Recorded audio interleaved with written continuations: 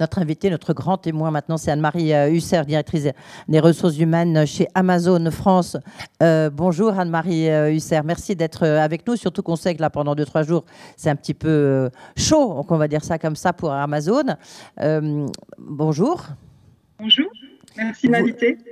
On a envie de savoir un peu comment ça se passe, justement, les actions que vous faites au niveau de la mobilité sociale, cet ascenseur social, la discrimination.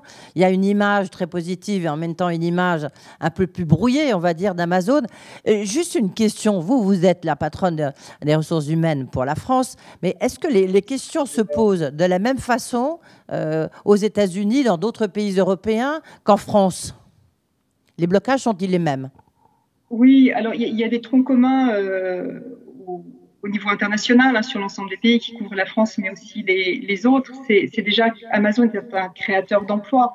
Amazon dans le monde, c'est 1 300 000 collaborateurs. En France, 11 500 collaborateurs fin de l'année 2020. Nous allons créer des emplois au niveau international, mais aussi au niveau du tissu du territoire français, puisque nous allons créer 3 000 emplois en CDI cette année et passer à 14 500 salariés en fin d'année. Ce qui est vrai aussi au niveau international et en France, c'est que au-delà des salariés qui travaillent chez Amazon, nous créons beaucoup d'emplois à travers les tissus de petites entreprises locales. En France, c'est 13 000 PME qui développent de l'emploi en commercialisant leurs produits sur notre plateforme et 110 000 emplois indirects en France à travers toute la chaîne de distribution, les transporteurs, les livreurs, les prestataires de services. Donc, c'est de l'emploi chez Amazon, mais bien au-delà. Quel est le processus de recrutement alors chez vous, chez Amazon? Qui est vraiment le trait d'union sur l'ensemble de nos métiers, ce sont les valeurs de l'entreprise. Et ce qui est important pour Amazon, c'est de recruter non seulement pour un poste aujourd'hui, mais surtout de recruter pour Amazon, parce que les passerelles métiers sont très perméables. Vous pouvez commencer chez Amazon sans aucun diplôme. Vous pouvez commencer préparateur de commandes, sans expérience, sans diplôme particulier. Vous pouvez commencer jeune diplômé de grande école sans expérience ou très expérimenté. Vous pouvez même commencer en fin de carrière chez Amazon. Et on va s'attacher à une adéquation des candidats avec la culture de l'entreprise parce qu'on sait qu'il y a des passerelles métiers qui sont très perméables. Et vous pouvez commencer en logistique, mais vous pouvez demain aller travailler au développement d'une boutique en ligne. Vous pouvez ensuite passer à la régie publicitaire, travailler dans le cloud computing, donc des passerelles métiers qui sont très perméables. Et donc, on voit un petit peu plus loin que le poste sur lequel on a besoin de pouvoir de recruter un talent aujourd'hui. Et ça, c'est rendu possible effectivement par les valeurs de l'entreprise, par ce trait d'union qu'il y a sur l'ensemble de nos métiers et le partage ensemble de nos collaborateurs. Vous savez, chez Amazon, un poste sur 2 est pourvu par la mobilité interne. C'est une vraie réalité. Et on a des cycles de promotion qui sont calés sur le rythme de l'entreprise. Les promotions chez nous sont trimestrielles. Donc, beaucoup de passerelles métiers, beaucoup de mobilité. On s'appuie aussi sur les forces des collaborateurs. On a des personnes qui sont rentrées chez nous et qui avaient des talents particuliers, mais n'avaient pas de débouchés sur le marché. Et nous avons décelé ces talents. Et aujourd'hui, j'ai un exemple vivant à partager avec vous, qui est un préparateur de commandes sur le site d'Amiens qui était rentré pour raisons alimentaires dans un bassin d'emploi compliqué à l'époque où on a ouvert le site, et qui est aujourd'hui responsable de la sécurité d'un site de 600 personnes parce qu'il avait des compétences dans ce domaine qu'il n'avait pas pu faire valoir. Anne-Marie Husser, en même temps, on sait que les conditions de travail sont quand même assez dures chez Amazon. En tous les cas, c'est les remontées qu'on a souvent, et même encore aussi aux États-Unis. Comment est-ce que la formation se fait? Parce que, évidemment, vous traitez des milliers, des millions de paquets, de commandes. Donc, il faut la formation doit être extrêmement, j'imagine, stricte parce que rien ne peut, une petite poussière peut faire dérailler tout l'engrenage. Donc, comment est-ce que vous formez les gens et notamment, et la technologie est très importante, on sait chez Amazon. Comment ça se passe? Non, mais en fait, ce que je voudrais déjà peut-être dire en préambule, c'est que je pense qu'il y a beaucoup de mythes et beaucoup de méconnaissances autour d'Amazon. Et si on écoute la voix de nos salariés, plus de 80% des salariés se disent contents de travailler dans l'entreprise et la recommanderaient même à l'extérieur. Donc, du point de vue des salariés, c'est une entreprise où il fait bon vivre, qui offre l'égalité des chances, qui permet à tous de construire son chemin de carrière et un environnement de travail qui est évolutif et qui est gratifiant.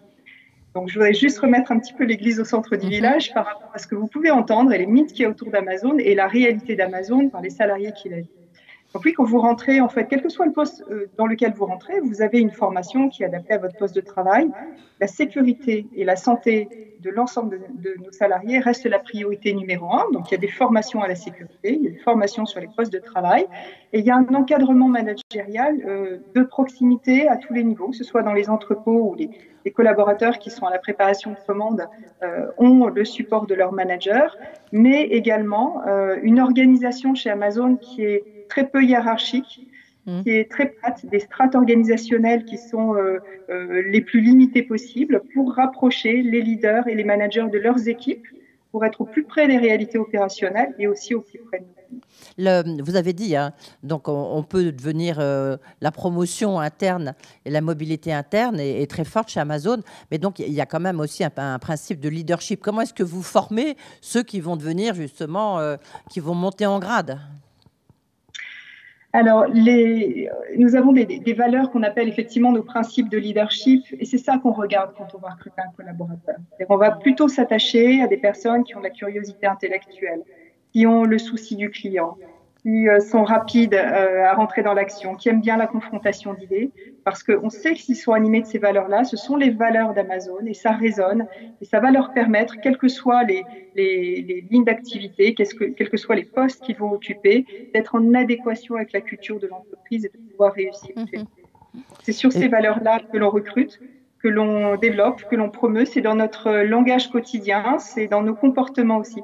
Là, on a une collaboratrice qui était passionnée par le client, le souci du client. On les rentre en stage chez nous, cette personne.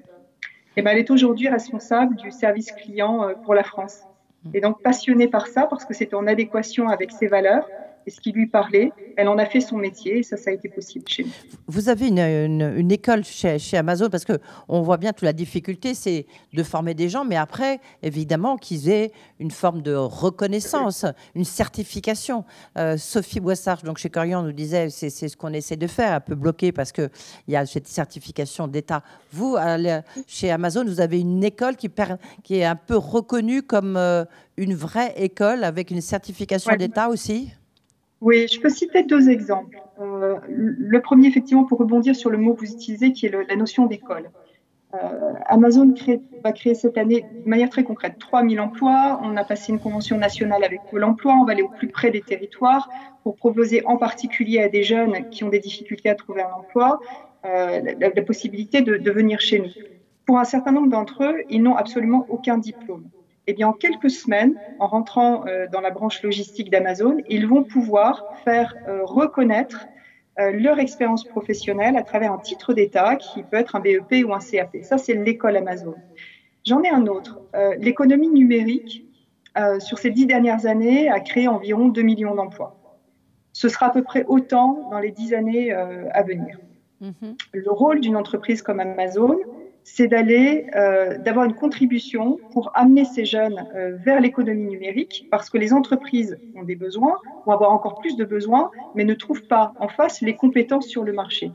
Eh bien, nous avons un programme qui s'appelle Amazon Future Engineer qui, à travers un réseau associatif, permet d'aller dans les écoles primaires, dans les collèges, en particulier dans les zones d'éducation prioritaire, en particulier aussi auprès des jeunes filles qui ne se prédestinent pas naturellement à ce type de métier, pour animer des ateliers sur les sciences de l'information, la robotique, pour permettre de faire des stages de troisième, en particulier effectivement à des collèges, des zones d'éducation prioritaire, de venir faire découvrir les sciences de l'information à travers une semaine de stage chez nous.